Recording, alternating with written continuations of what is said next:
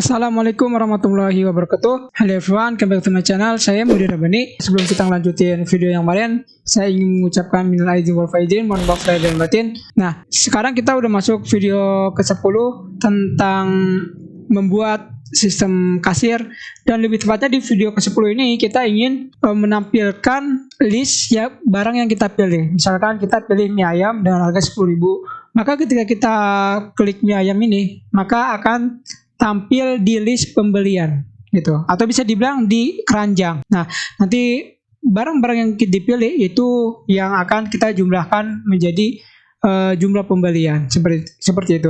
Biar lebih kebayang lagi, kita bisa lihat dulu apa sih yang ingin kita buat.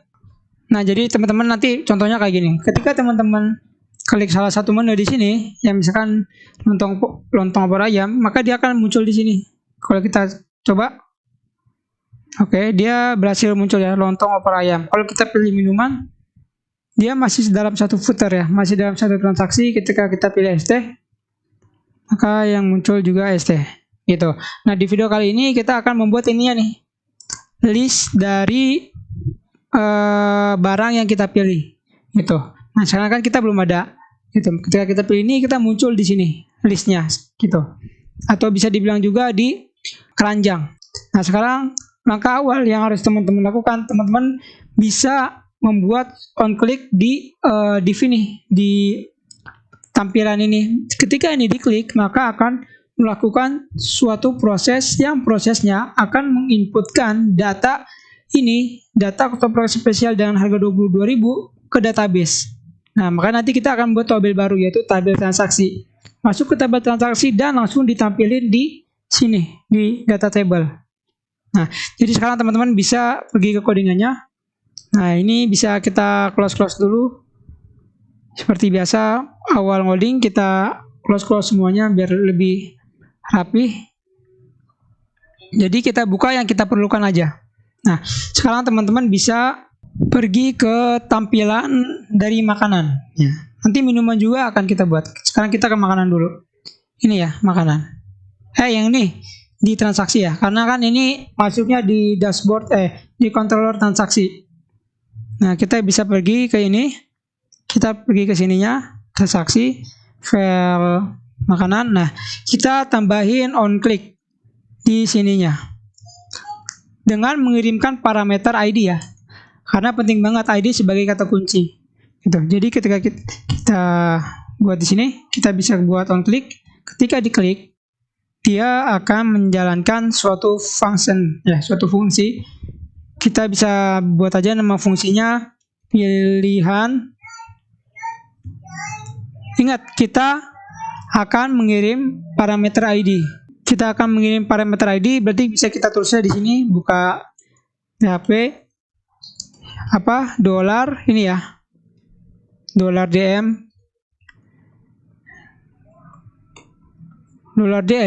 ya, data makanan, kita mau ngirim ID gitu. Jadi ketika kita mengklik ini, kita akan diarahkan ke fungsi pilihan dengan mengirim parameter ID gitu.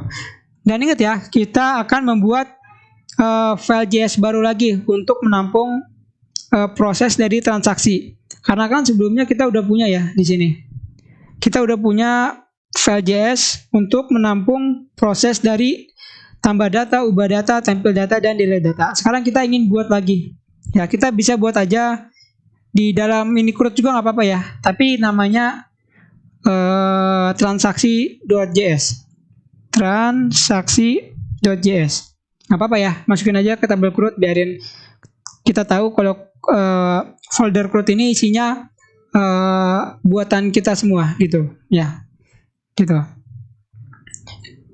Sekarang kita pengen arahin ke ini ya, ke file transaksi kita. Maka kita bisa pergi ke footer. Seperti biasa kita arahin dulu. Kita bisa tulis saja di sini. Di sini kita bikin text script ya, karena kita mempunyai folder JS-nya secara eksternal, bukan di dalam satu file. Tapi kita buat transaksi.js itu di luar dari folder transaksi kita gitu, adanya di folder ini ya tadi ya. Ini tutup dulu nih. Adanya di tabel folder kurut di file transaksi.js. Maka kita pengen arahin ke sini gitu. Nah, kita bisa buat aja script enter, tipenya teks JavaScript, ingin kita arahin kemana src-nya. Nah, arahin ke yang tadi ya, jangan lupa buka tag PHP untuk arahin base URL kemana yang ingin kita arahin. Kita pengen arahin dia ke sini, maka kita bisa tulis saja root / transaksi.js kayak gini cukup. Nah, jadi file transaksi ini udah bisa kita pakai karena udah kita arahkan di sini. Ingat ya, nambahnya di template transaksi bagian footernya gitu, bukan template dashboard. Template dashboard dia punya sendiri. Nih kita buka di kalau template dashboard dia udah punya sendiri. Kalau kita lihat, nah ini ya, dia udah ngarahin ke root folder root file root.js, tentunya yang ini. Nah, yang ini. Nah, oke ya, ini kita close saja. Kita balik lagi ke sini. Ini boleh kita save. Sekarang kita bisa balik ke sini. Nah, ini kan ketika diklik dia akan menjalankan fungsi pilihan. Maka sekarang kita bisa buat di sini fungsi pilihan. Function apa tadi, pilihan ya. Karena kita mendeklarasikan di sini ya pilihan, maka kita harus buat juga di sini pilihan sesuai namanya. Nah, dia menerima parameter ID ya, karena kita mengirim ID di sini, ID barang yang dipilih, kita menerima parameter ID. Apa yang ingin dijalankan, kita bisa minta bantuan ajak. Kita pengen arahin dia, karena kita ingin ngambil data dulu, ingin ngambil semua data, pengen kita insert ke database. Ya, data barang yang dipilih, maka kita punya kata kuncinya yaitu ID. Nanti kita akan ngambil dari dia dari database lewat controller. Nah, kita bisa minta bantuan ajak. Kita pengen arahin dia ke ini alamat yang sesuai dengan yang sebelumnya udah kita deklarasikan di video awal. Kita ingin arahkan dia ke mana? Ke controller transaksi. Kita bisa membuat nama metodenya, misalkan simpan pilihan. Nah, gitu aja ya. Nah, jadi nanti kita akan buat metode baru di kontrol transaksi namanya simpan pilihan. Jadi semua yang user pilih, misalkan ini, dia akan menyimpan ke dalam database, dia akan men-insert dan akan ditampilkan di sini gitu. Nah, simpan pilihan, jangan lupa koma, bawahnya tipenya post. Dan kita akan mengirimkan data. Apa yang ingin kita kirimkan? Tentunya ID. Buat variabel ID, isinya apa? Isinya ID. Dari sini, ID ini. Ini variabel baru.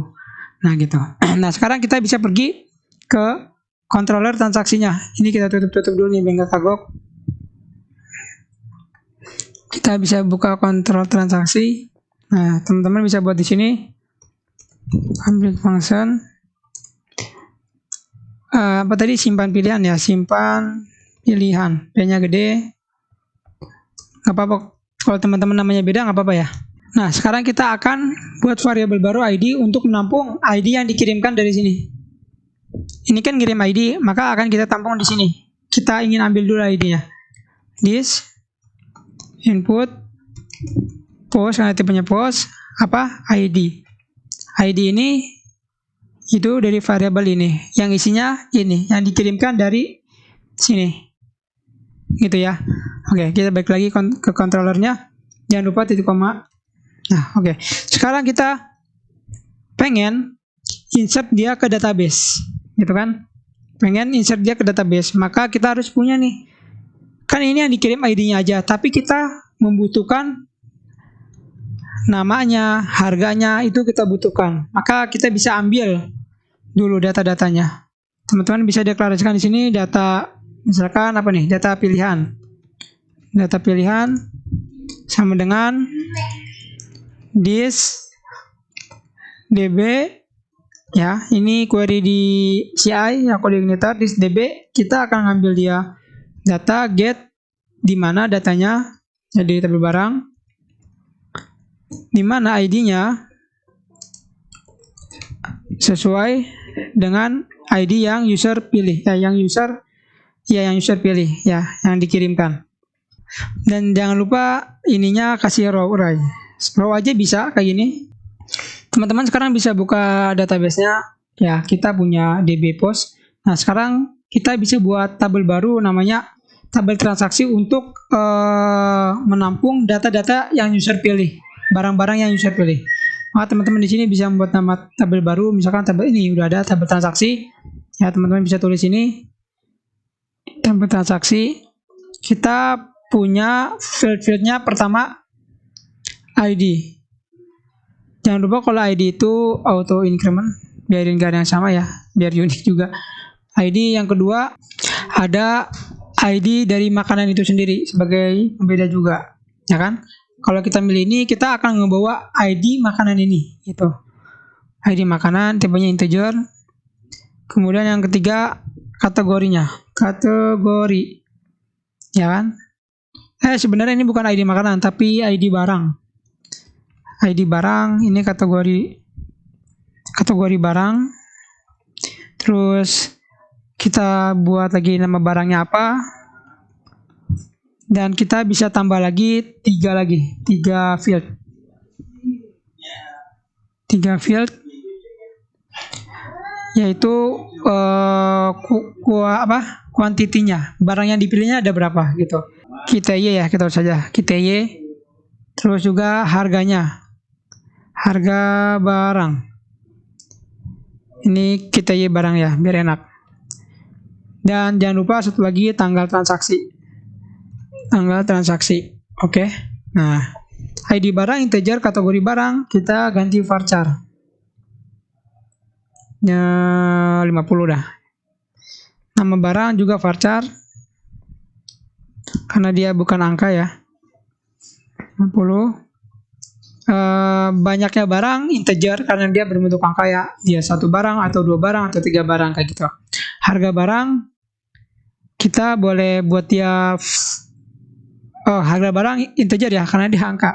Dan tanggal transaksi kita buat varchar aja biar lebih enak. Bisa kita tuliskan 50. Oke. Jangan lupa simpan. Nah, ini ya, udah oke. Coba kita jelajah. Datanya masih kosong. Nah, sekarang kita balik lagi ke codingannya. Ini. Kita akan menginsert data kemana, ke tabel ini untuk ditampilkan di sini gitu. Nah, sekarang jadi teman-teman bisa kayak gini. Teman-teman bisa buat variabel data yang akan kita insertkan ke dalam database nanti. Ya, ini bisa kayak gini, atau teman-teman bisa cara lain, boleh. Kalau saya kayak gini aja. Kita punya field yang pertama apa di sini? ID barang. Maka kita tuliskan di sini ID barang. Pengen kita isi apa ID barang? ID barang pengen kita isi yaitu $ID. Ini kita pengen ID barang itu diisi dengan barang yang dipilih. Barang yang dipilih itu ID-nya kita tampung di sini. Maka kita bisa isikan aja di sini, gitu. Jangan lupa koma. Kemudian yang kedua kategori ya, kategori barang. Kalau kita cek, oh ya, ID barang, kategori barang, nama barang, kuantiti barang. Oke, kategori barang. Apa isinya? Pengen kita isikan data pilihan. Nah, jangan lupa pakai array karena sifatnya row array. Kalau nggak pakai array dia kayak gini. Jadi kalau row aja, kalau ininya row aja, kita manggilnya kayak gini. Pakai panah. Tapi kalau pakai row array, kita bisa gunakan arraynya di sini. Nah, kategori barang apa? Ingin kita ambil, yaitu kategori barang juga sesuai yang ada di sini. Nih, kita bisa buka TB barang. Kalau kita lihat, nah ini kategori barang, maka kita juga ambil kategori barang. Itu jangan lupa koma. Di VS Code bisa shift alt bawah, langsung copy. Kemudian yang ketiga ada nama barang. Kita ganti nama barang. Yang keempat kita punya kuantiti barang ya. Kita Y barang diisi apa? Kita tuliskan aja defaultnya 1 gitu. Jadi nanti data yang masuk ketika sekali diklik dia 1 data yang masuk. Banyaknya 1. Misalnya kita pilih ini ketoprak, maka di sini nanti banyaknya barang yaitu 1 ketoprak aja gitu. Defaultnya kita tulis saja 1. Nah, kemudian harga bisa kita copy dari sini. Ini LT bawah, untuk pindah ke bawah. Nama kita ganti harga barang ya. Harga barang kita udah dapat harga barang, dan jangan lupa satu lagi, transaksi. Tanggal transaksi. Diisi dari mana? Diisi dari mana? Dari gini aja, kita buat date. Ya, kita ambil tanggal sekarang. Formatnya kita pengen tulisin tahun dulu ya. Y itu tahun. Kita pengen pemisahnya pakai strip, terus bulan, M kecil, dan D. Oke, ini format date, format tanggalnya. Jadi nanti yang masuk ke tanggal ini itu format tanggal dengan format tahun dulu, bulan, dan hari, day, gitu. Oke, jangan lupa di sini kasih titik koma nih, titik koma. Nah, sekarang kita udah punya data ini yang isinya ini semua. Kita ingin insertkan dia ke database. Jadi teman-teman bisa gini aja, this db insert. Ya, kita akan insertkan dia ke tabel transaksi, ke tabel ini ya, ke tabel transaksi. Apa yang ingin kita insertkan? Yang ingin kita insertkan $ data gitu. Jadi udah di backup semua sama data ini. Tapi dengan satu syarat, teman-teman harus sesuai urutan fieldnya ya, kayak gini, harus sesuai. Kalau ID nggak usah, karena kita udah buat dia auto increment yang otomatis bakal keisi. Jangan lupa titik koma. Dan jangan lupa kita akan balikan dia dalam format JSON. Data. Ini. Oke, jangan lupa titik koma. Save. Nah, gitu. Sekarang kita balik lagi ke sininya. Ke transaksinya. Sekarang kita bisa tuliskan kayak gini. Kita punya data type-nya berbentuk JSON.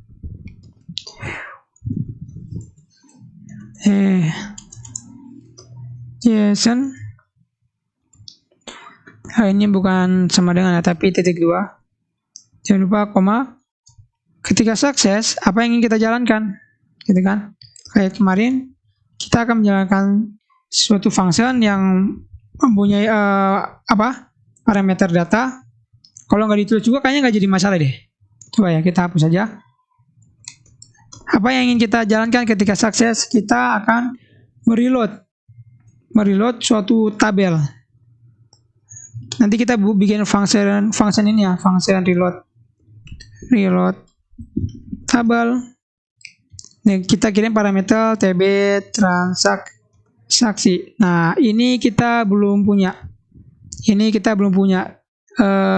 Nama tabel dan nama tabelnya yaitu tabel transaksi.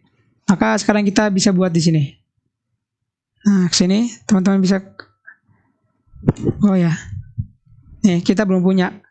Kita belum punya tabel di sini. Maka kita bisa copy aja dari tabel yang ini.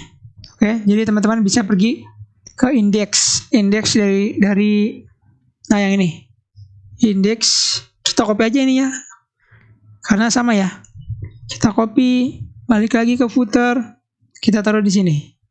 Nah, ini ganti namanya table transaksi. Apa aja yang pengen ada di sini field-fieldnya? Ya kayak gini. Kita pengen ada nama, banyak, atau TY, dan harga. Maka kita buat aja di sini. Nama, ini ganti banyak. Kita rotas nama, banyak, dan harga. Oke, kalau kita save, ini juga kita save. Kalau kita refresh di sini, di pembayaran, oke, dia udah muncul di sini ya untuk data tabelnya. Nah, sekarang kita pengen ketika mengklik ini, dia akan tampil di sini. Nah, ini prosesnya belum selesai teman-teman. Dia bilang di sini ketika sukses akan menjalankan fungsi reload table. Ya, kita akan memanggil fungsi reload table, sedangkan kita belum punya fungsi reload table ini gitu. Nah, sekarang kita bisa buat Kalau enggak kita copy aja deh dari sini, dari file create.js. Nah dia juga kan kalau ketika sukses manggil fungsi reload table, maka kita harus bikin dulu nih fungsi reload table-nya. Nah gitu. Nah kita copy aja ke paling bawah nih, ada di sini fungsi ini, kita copy ya fungsi reload table-nya. Balik lagi ke sini, kita buat aja di sini di bawahnya deh. Nah oke. Jadi ketika berhasil dia akan mereload table dengan mengirimkan parameter namanya TB transaksi. Maka diterima di sini dan di sini dia reload, ajak reload. Oke. Nama table dari table transaksi. Oke. Nah, ada satu lagi nih yang kurang teman-teman. Karena kita ingin menampilkan dia di sini, kita butuh satu proses lagi, yaitu yang ininya nih. Nih, kita butuh ini. Ini kita copy aja ya di create.js. Nanti kita ganti aja nih, yang penting-pentingnya kita ganti. Teman-teman bisa copy dari mana nih? Ya, dari sini. Kita bisa copy dari sini sampai sini. Copy, nanti kita ubah ya.